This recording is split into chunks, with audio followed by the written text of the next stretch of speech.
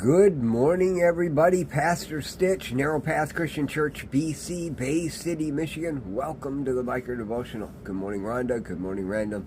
Good morning to all of you on YouTube and Facebook. So glad that you are here today. Today is April 23rd, 2024, and we are looking at Proverbs chapter 23 today. How precious is it that we have these writings of Solomon to look at? You know, it's interesting. I've thought to myself many times before, actually frustrated that we don't have all of the writings of Solomon. We can see in other books of the Bible that, and I think it's in 2 Kings, but I'm not sure, so don't quote me on that, that Solomon wrote thousands of sayings. And we have 30 chapters. 31. Anyway, we have 30 chapters of what Solomon has to say. What happened to all the rest? Well, the reality is we have what God thought was important to us.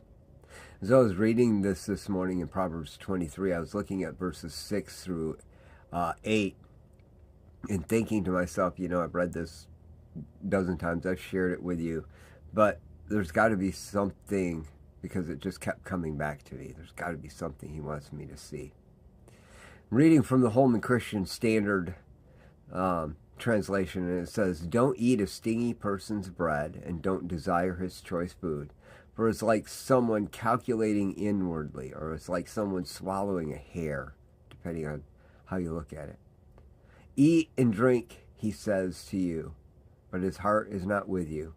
You will vomit the little you've eaten and waste your pleasant words."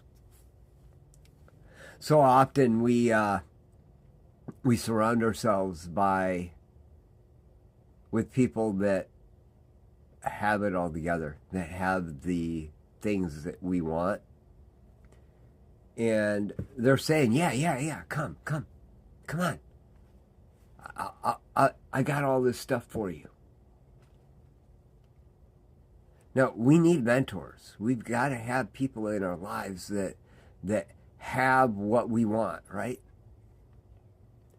But there are people out there that have a projection of what we want, but don't really have it. As I was reading this morning, I really felt like there was something missing in the way I was reading it.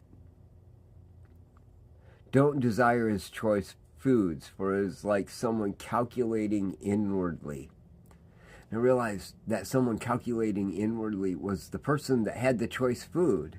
So I went to the King James to look at it again. It says, "For as he thinketh in his heart, so he is."